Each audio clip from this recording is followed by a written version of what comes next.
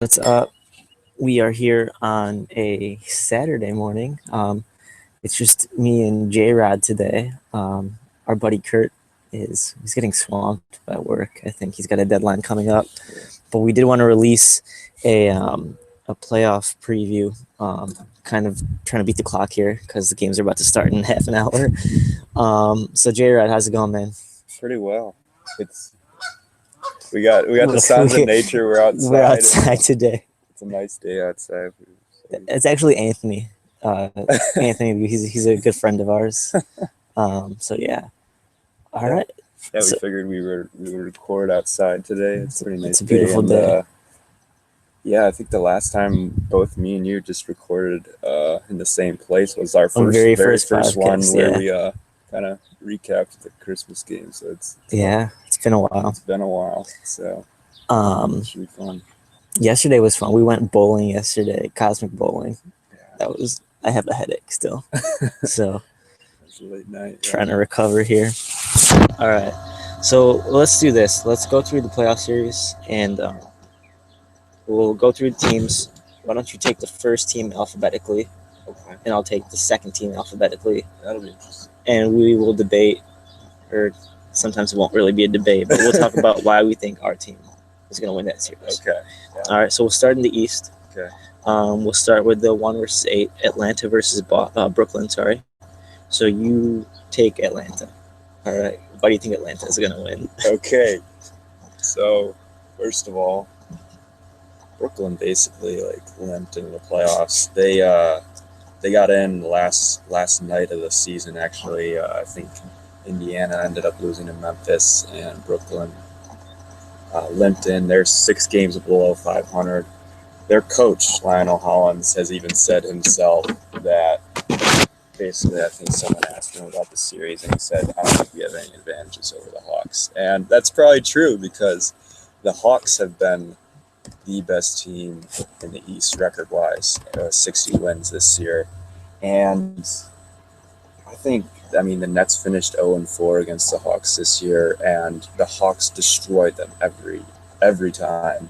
So I don't see that changing really in the series. You know, the Hawks have struggled a little of late, but that's because they're, resting their players for this playoff series. So I think the Hawks, their record speaks for itself, and they don't have a superstar or anything, but they have solid players, 1 through 12 that I think will pose mismatches for the Nets in this one. So, what is your claim for the Nets to make this a series? I have many claims. Well, let's see.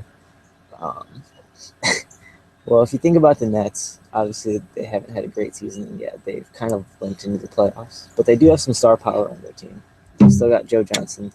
They still got Darren Williams, who used to be good, and maybe he can pick that form up again. Brook Lopez, when he's healthy, is one of the toughest centers to guard in the NBA. So they need big performances from those guys to have really any kind of shot. And even then, it's tough. I get it. As far as Atlanta goes, they did limp into the playoffs. Even though they're resting people, that's still momentum lost. So, it's going to be tough to pick it up. And I think the biggest thing that Brooklyn has on its side is no pressure. Atlanta's got all the pressure to win this series, as they should, but who knows how they'll handle it. So that's all you can really say for Brooklyn. But, as I say it, I don't really believe it. But let's go on to the next one. All right. Cavs versus Boston. You get Boston. No, that's more like it. All right, you want to start us up? Sure.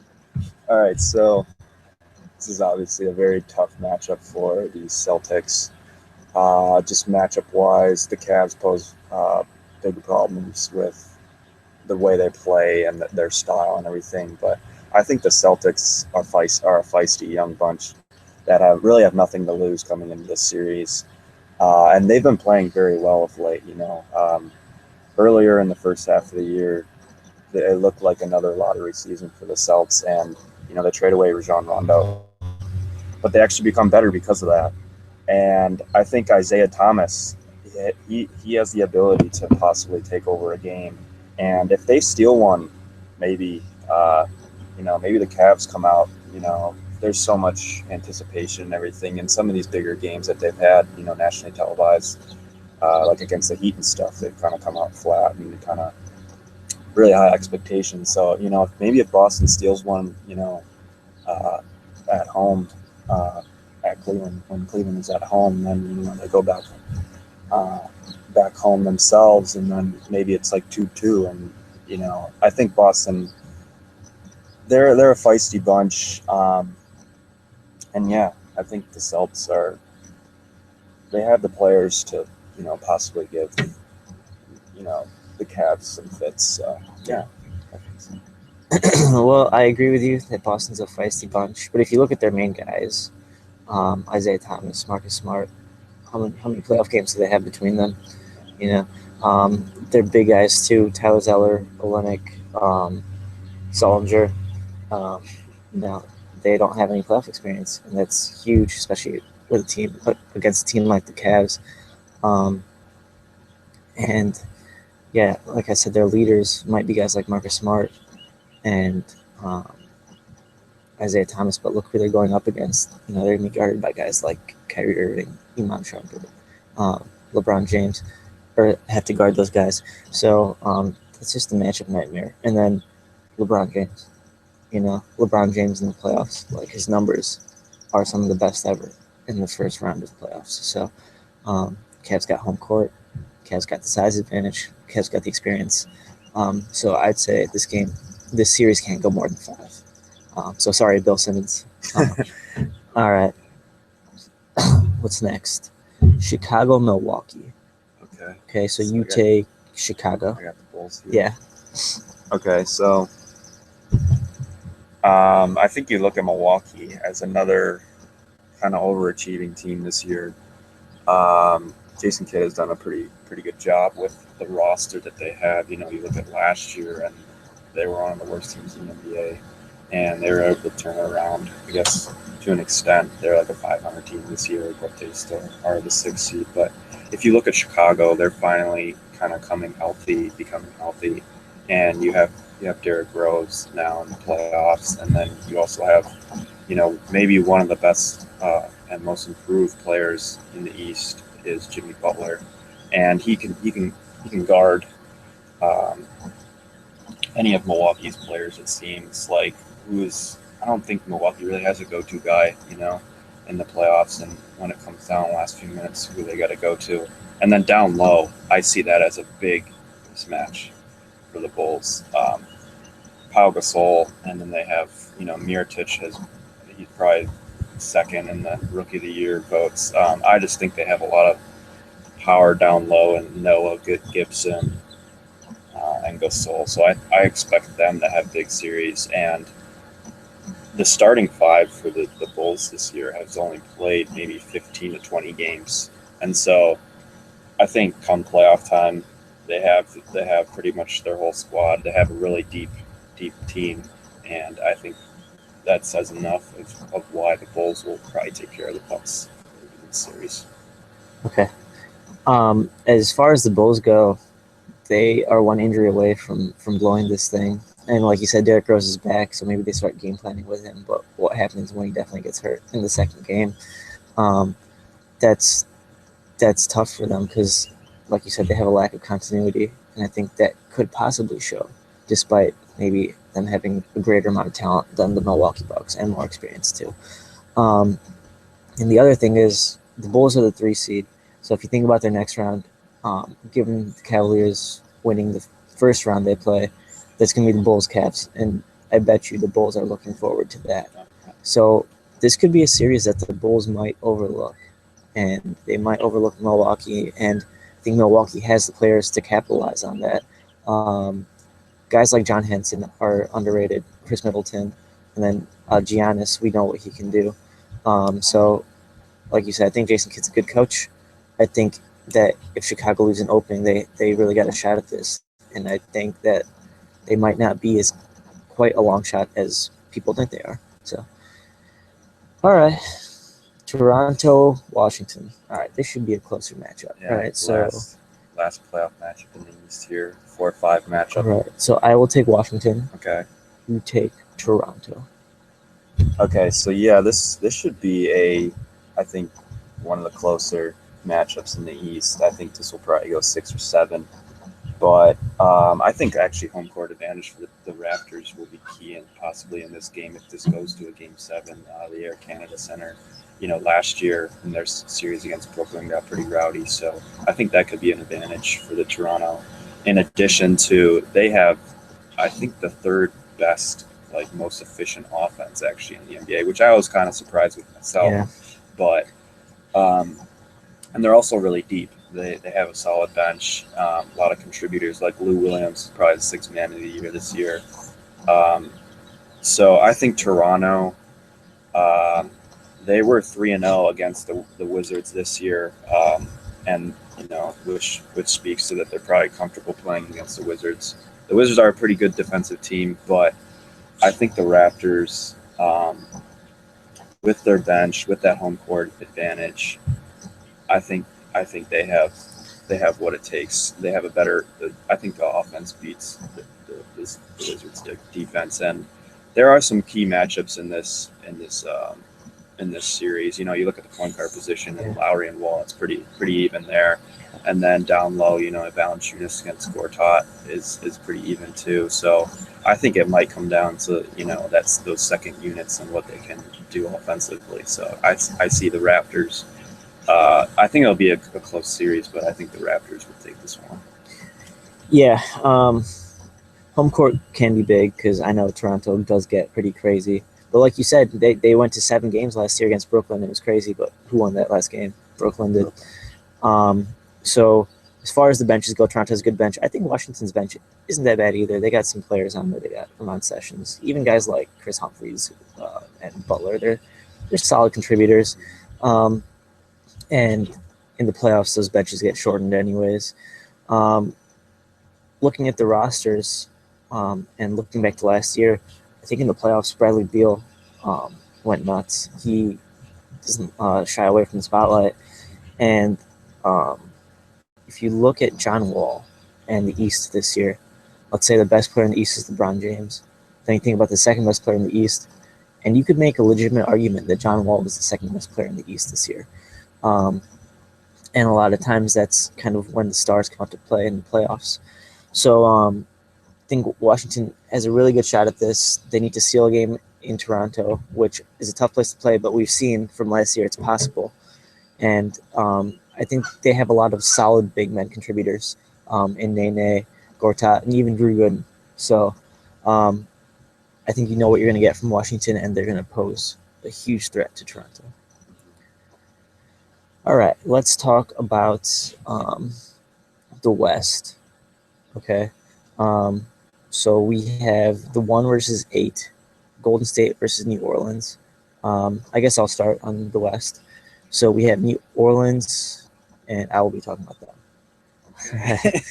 Who looks at that? Yeah.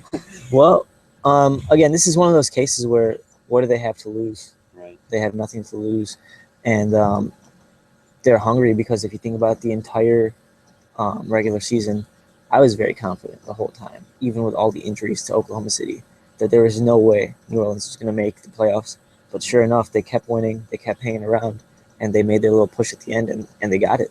So we've seen what doubting them does, right? There's some really good players in the series, but if I had to pick the best player, I would pick Anthony Davis over Steph Curry. And I know that's questionable maybe. It might be pretty even. But Anthony Davis is a beast, and Steph Curry is going to make a lot of shots. He's going to do a lot of great things, but you cannot guard Anthony Davis with anybody in the league. I would love to see Anthony Davis try to guard Steph Curry. That'd be a cool matchup there. So yeah, we don't know what the Brow can do in the playoffs, and I bet he's going to have some good games. And hopefully, for the sake of us watching basketball, there's not too many blowouts or anything like that, and it can be a close series. What do you think about Golden State? Yeah, I think Golden State, what they've done this year, it like speaks for itself. I think the Pelicans, they do have a nice story and what they've been able to do, and kind of win that last game against the Spurs to get in the playoffs. But it seems like they're going to rely on the brow a lot, and they'll have to. He'll probably. I would play him like the whole game if I was Monty Williams, to be honest,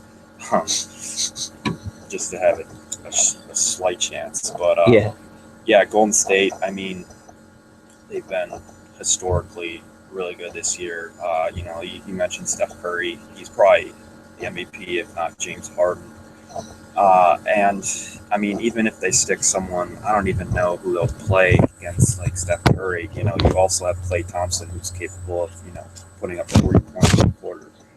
You just have so many weapons with the Warriors. And I think someone like Draymond Green, who's, had some defensive player of the year, kind of mentions, he can be stuck on the brow and I think he can be able to slow him down a little bit, or maybe they put, Bogut or maybe Iguodala on him or something. I think they have a few other different players that they can throw at him, and once they kind of like double him or something, who do the Pelicans go to? If Brow is getting double and triple teamed, I think that's the big question mark with me. Is the Pelicans kind of second and third options? Is it Tyreek Evans, Drew Holiday? I think they really have to play like a perfect series for them to have a chance. Yeah, I just think Golden State, both offensively, their pace, they're just going to run New Orleans out of the building. And then their defense, they've been the most efficient defensive team as well. So, even if Kerr, this is his first, playoff series and everything, but he's worked wonders with their team, throughout this season. So I don't expect anything different, with this first round playoff series. So I think maybe it's probably a sweep. I hope it goes like maybe 5, like maybe Pelicans steal a game or something. Yeah. I just really think this could be an entertaining series, kind of high scoring, and you obviously have your superstars involved. So, but yeah, I just think Golden State's just too good for pretty much any team in the West. Maybe San Antonio challenges them, but they just seem really on point just throughout this whole season. So. Yeah. All right. Let's go to the next series, 2 versus 7, Houston versus Dallas. Might be a closer series. I'll talk about the 2 seed, Houston. So this is a cool series because I think there's a lot of storylines. First of all, Chandler Parsons now in Dallas. Dwight Howard kind of spurned the Mavs. Mm-hmm. Cuban just came out yesterday and said that Houston's not that good. I think he's overstating that a little bit, but hey, I don't like Houston either, but I think they're a really good team, and they have arguably the best player in the league.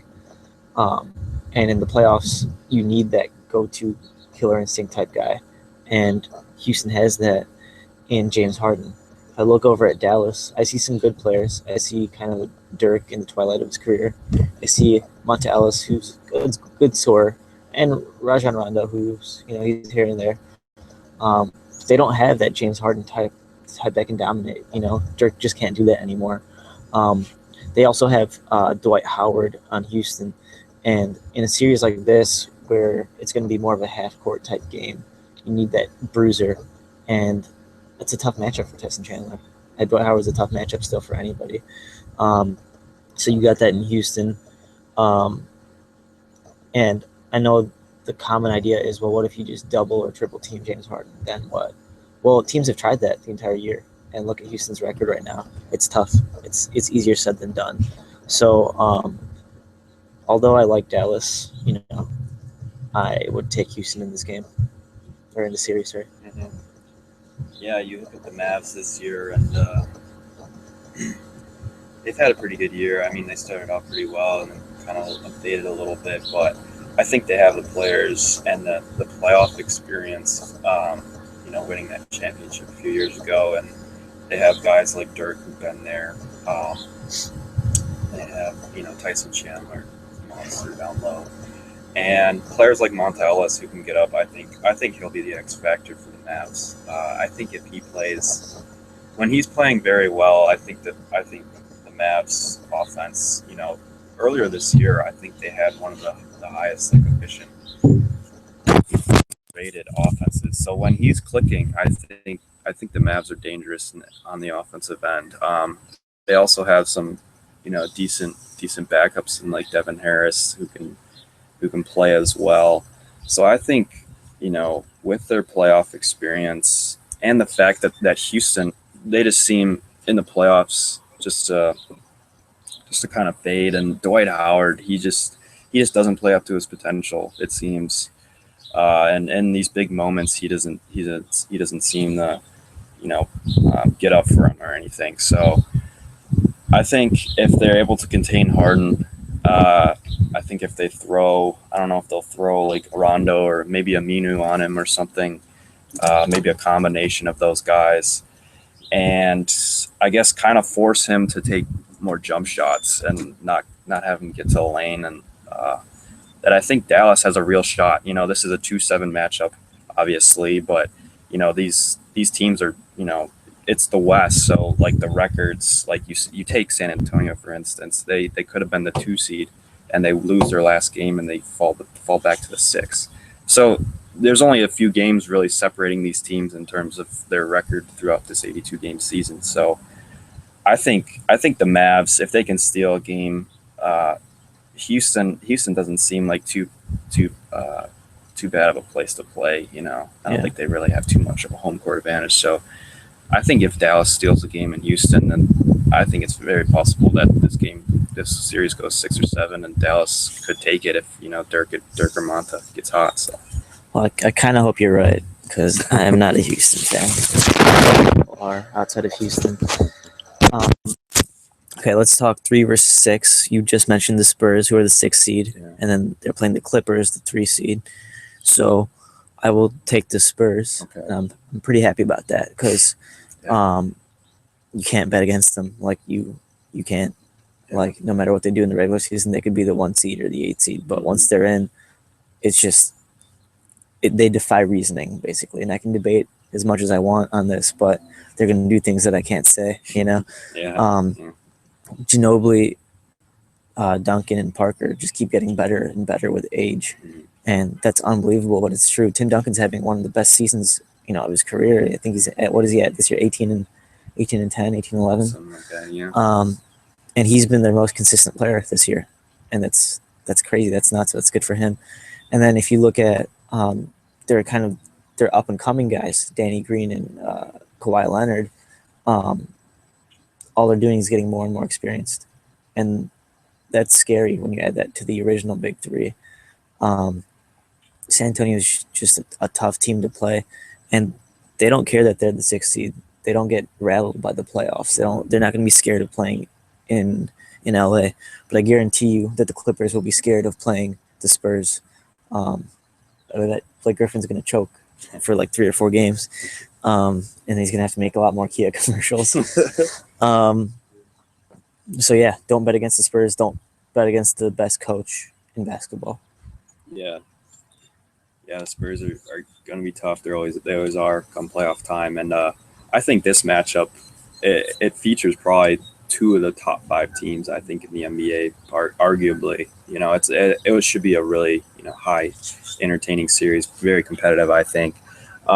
You look at the Clippers, and they're not the most liked team, or like, especially with me, I'm not a real fan of them. But you look at what they've done this season, and they won 56 games this season. And you look once at their roster and be like, how did they do that? Right. How did they get to this 3 seed when Blake Griffin was out for a good time? Jamal Crawford missed like 15 games. Right. And they traded for Austin Rivers. Yeah. Their bench is just a mess right now.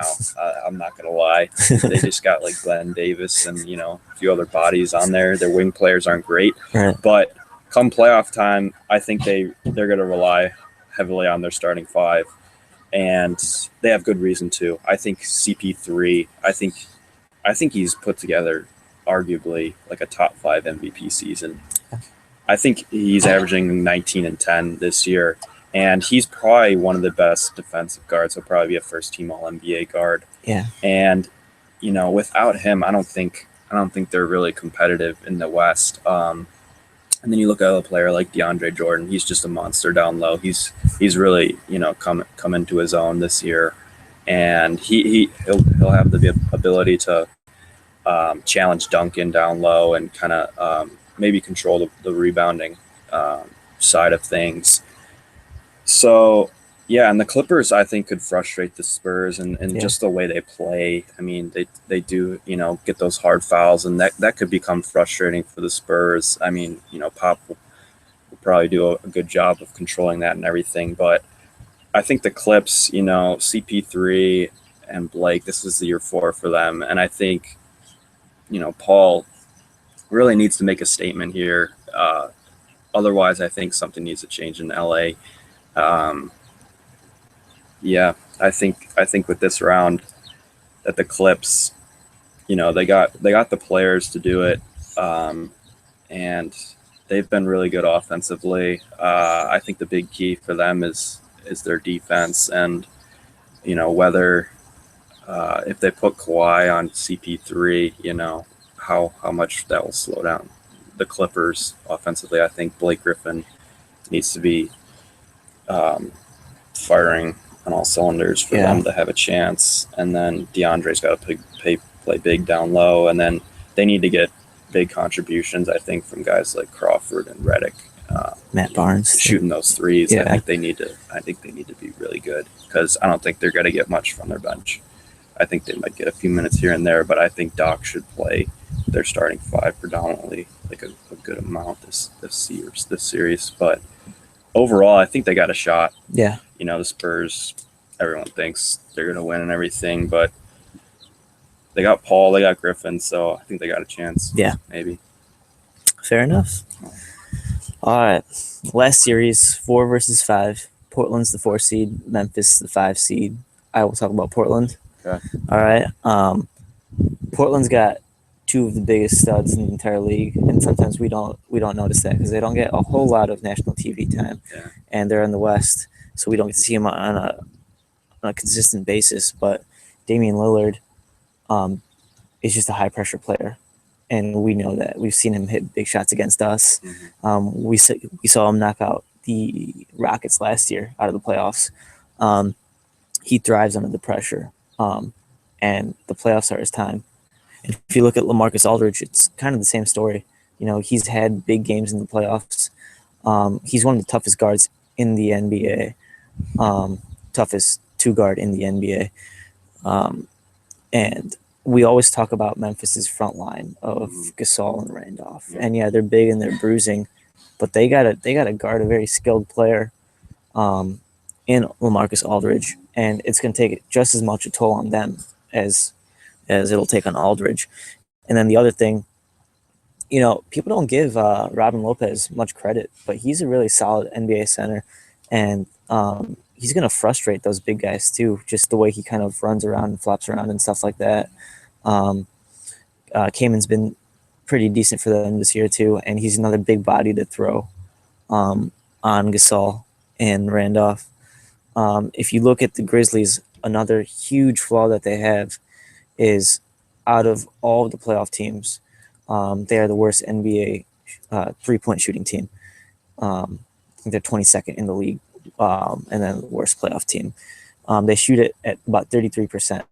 And if you think about like a half-court offense with the pace slowed down, they're going to have so many 3-point shooting opportunities. And if you can't convert on those, that's huge, because Portland's going to convert on their threes. So Memphis could struggle in this series. And then the last thing I'll say is home court goes to Portland. And in such a close matchup, that the fans are going to show up every day. And that one game that Portland has over Memphis at home, that could be huge, because Game 7's in Portland if it comes to it. And that's a tough place to play. Yeah. So I really think Portland's got a shot. So we'll see what happens. That's one of the series I'm really looking forward to watching. Yeah.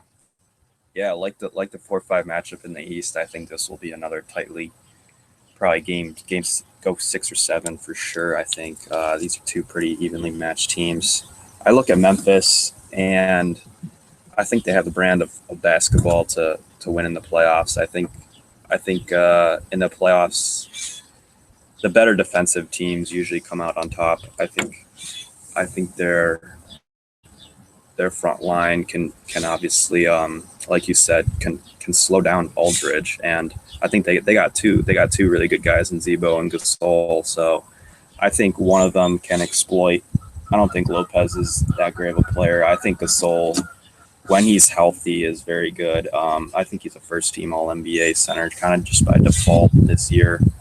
He hasn't been really good, but he's been solid. So you look at that, and then Portland, obviously, the Wesley Matthews injury earlier this year kind of hurt them, I think. Aaron Aflalo was a nice trade acquisition, but that kind of, lowers the bench production and levels that they have. And then you look at Memphis, they do lack, that three-point shooting, but I think they have players like Courtney Lee that can get hot in a game. And, players like Jeff Green, who was acquired and was kind of seen as like the missing piece almost, but they kind of struggled with him. But I think as it nears the end of the year, I think they're starting to try, work him into the role that he needs to play. And he's a solid 3 guard for them. So he can guard someone like Batum or someone like that. And I think they have advantage there. So yeah, I think the big thing from Memphis is that Conley can also slow down Dame as well. He's a pretty good defender, and Memphis has some playoff experience as well. And then they can exploit Portland, I think, down low as well. And then Tony Allen, he's another solid defender too. So I look at this series, and it's going to be pretty tight, I think, and it could come down to like Game 7, which would be in Portland. But I think Memphis's big 3 should be better than Portland's kind of big 2, if you would say so. Yeah, that'll be a good series to watch. I think the West has a bunch of good series. Oh yeah. So yeah, I can't believe it's time for playoff basketball. It's been a struggle these last few weeks watching the NBA. Yeah. All the players sitting and everything. Let's real quickly run through just our postseason awards. Okay. Yeah. So just tell me who, and real quick tell me why. Sure. All right. MVP, which we talk about like every week. Yeah, it is a great debate. I think it's down to 2 players, Harden and Curry. And more of me has said Curry lately, but I still think, if you look at Houston and what they are, what they would be without him, I think they'd be out of the playoffs. So I think what he's done single-handedly, I think it's Harden by a slight margin. Okay. I say Steph Curry, kind of for the same reasoning as you, because what would Golden State be without Steph Curry? They'd be good. What are they with him? Great. They're historically great. Yeah. So, guess you can't go wrong with either of those guys. Most improved player. Got a couple of Pellies out there. Yeah, the Pellies are flocking. Yeah. They're running away from Golden State. They're heading east. All right. So most improved player this year. I think if you looked early in the season, it was clear that it was Jimmy Butler. What he'd done in Chicago, and he's definitely a leading candidate for this one. But I would look at Draymond Green and what Steve Kerr has kind of molded him into. Like, if you look at last year, he wasn't really contributing much at all. And this year, he's like one of their main cogs, one of their main defenders, one of the best defenders in the league now. And he's contributing on both ends. And I think he's been, like Curry, he's been really integral to success of Golden State. So I would lean towards Draymond, but I think Jimmy Butler has to be considered as well. Yeah, both are good picks. The one I want to throw out there is Hassan Whiteside.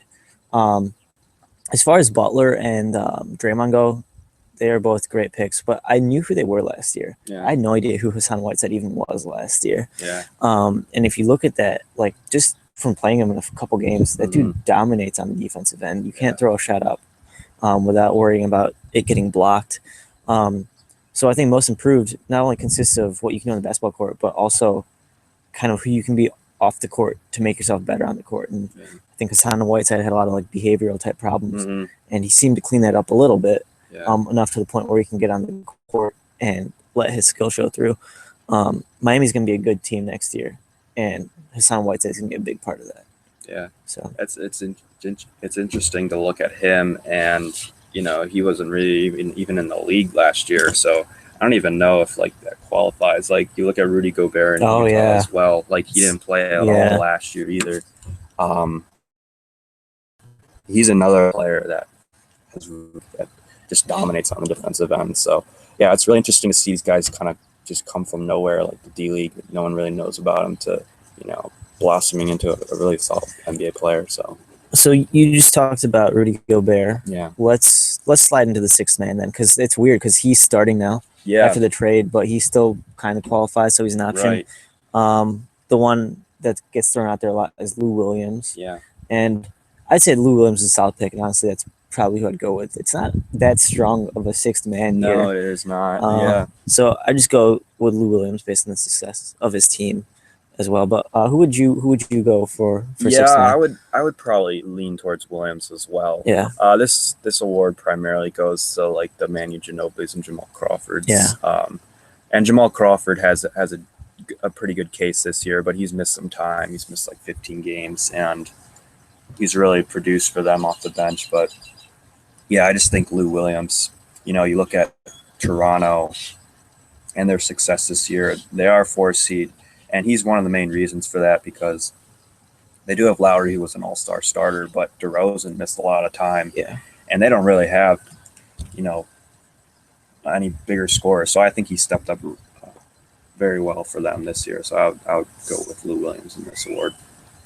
All right. Let's talk about Defensive Player of the Year. Okay. Who's your candidate and why? I would go for Draymond Green here. I would actually give this award to Kawhi Leonard if he didn't miss so much time. Yeah. That's the thing with some of these awards is, the injuries, obviously, the frame of work they've done isn't as large. Kawhi is the best player, I think, defensively, but Draymond played the whole season. Yeah. And his ability to guard multiple positions, like even Steve Kerr sometimes plays him at center and they're fine. That just shows his versatility. His ability, to guard guys, 6 foot to 7 foot, anyone of that caliber he can play with. So I think that's been again another big success of why the Warriors have done so well this year. So I'll go to Draymond. Yeah. Gobert is probably another solid. He's a good the Stifle Tower. Yeah. Yeah, he's a good candidate. I would also go with Draymond though, and you basically took exactly what I was gonna say. It's not only he can guard multiple positions, and they actually have him guard multiple positions. He's guarded centers before, he's guarded shooting guards before, and that's huge, especially come playoff time. Right. But it's a heck of an effort on his part during the regular season. I think another person that could get some consideration is DeAndre Jordan. Yeah. I see a strong Doc has really. he's really pushed for it, but I think you almost got to consider rebounding too when it comes to depoy, and DeAndre Jordan grabs, I think, more rebounds than anybody. Yeah. Based off his team misses, so he's got to be a guy that gets a lot of consideration too. But I'd go with Draymond Green. All right, Coach of the Year. Who you got? Steve Kerr. I think it is Kerr. Yeah, you look at possible other candidates in Atlanta and Budenholzer and what he's done. I think if you looked at like the first half of the year, I think it would have been Atlanta. Just the way they started and everything, but the whole frame and Kerr being the first-year coach just makes it even more impressive, I think, of what he's been able to do. They did have a solid team last year with Mark Jackson and everything, but the ability to come in and really, experiment with different lineups and what works, and just to get this team playing the way they are, I think is very impressive. And I think, it is part because of the players, but I think Steve Kerr has been a large part of what the Warriors have been able to do this year. So I would lean towards Kerr for this one. Gotcha. I might go with Budenholzer because Steve Kerr is obviously a really good coach, and the things they've done are amazing. If Golden State was like the 8th seed this year, people would be like, what happened? If Atlanta was the 8th seed, people would be like, all right, that's about right. Yeah. Right. Budenholzer led the Hawks to the 1 seed pretty comfortably, and who's their best player? It's hard to say. Yeah, You know, Ryan Millsap, but yeah. it's not really clear. So that's impressive to do that without like this alpha dog. You know, Steve Kerr's got the possible MVP on his team. Yeah. So I think Budenholzer comes from that Greg Popovich school of coaching, Mm-hmm. and he's done a great job. Let's see how he does in the playoffs now. Right. Yeah. Yeah. You look at last year, and they were like the 8th seed. They only had like 38 wins. They're pretty much what Brooklyn was of this year. You know, same record kind of. So yeah, it's been really interesting to see. You know, nobody expected Atlanta to be this good this year. Like some people could have seen like, okay, Golden State might do some things. You know, maybe they're not historically great, like 67 wins type, but they could be really good. Yeah. But I don't think anyone saw the potential of the Hawks being this good. So, props to Budenholzer and the Hawks for just a really great season. So, all right, and our last one is Rookie of the Year. Okay. So who do you have for Rookie of the Year? Yeah, I think just by default, I think you got to go Andrew Wiggins here. You look at Minnesota, and they actually finished with the worst record in the league. But by default, just the volume of Wiggins and what he's been able to do, like the highest scoring player in the league. I think Mirotic made a pretty solid push, kind of later in the season, and you have to also consider probably Nerlens Noel a little bit. Yes. But I think it's pretty clear that Wiggins, Rookie of the Year, he's had some moments this year where, you know, you really see that potential and what he you know, he could become a real superstar in this league. So yeah, it's interesting that yes, he does play still for the worst team in the league, but he's had the volume, he's carried the team in a sense. So I'll go Wiggins. All right, cool. And I'd probably also go with Wiggins because if you think about, well, just think about us this year. We've doubted our Kevin Love trade so many times. Yeah. So, you know, that's tough. And the reason is the play of Andrew Wiggins just as much as kind of the not so good play of Kevin Love at times. Yeah. But you got that. If you look at the other guys, they might have made contributions to better teams, like Mirotic, for example, or even like Marcus Smart. Yeah. But it's not really about that. Like it doesn't trend that way for Rookie of the Year. Yeah. And Wiggins is the most explosive. And I think if you were looking at this year, it was going to be a race between Wiggins and Parker, and Parker's hurt, so there that goes. So yeah. All right. Well, that's pretty much all we got, right? We might come out with a second broadcast. All right. Just based on kind of the Cavs series sometime soon. So keep in touch for that. Yeah. We just released a written form of our playoff preview on the site. Yeah. We just each took a few matchups and kind of wrote up a little piece and what we saw as predictions and everything. So, and then I think tomorrow we'll probably release a separate Cavs Celtics kind of preview on its own. So, yeah, just really looking forward to starting this playoff.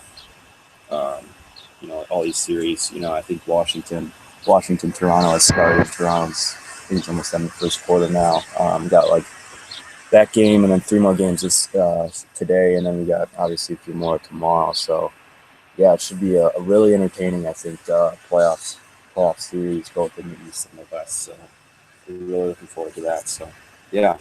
All right. Well, with that, we will call it a day, and we will see you guys soon. Oh, shout out to what's his name? Figgles.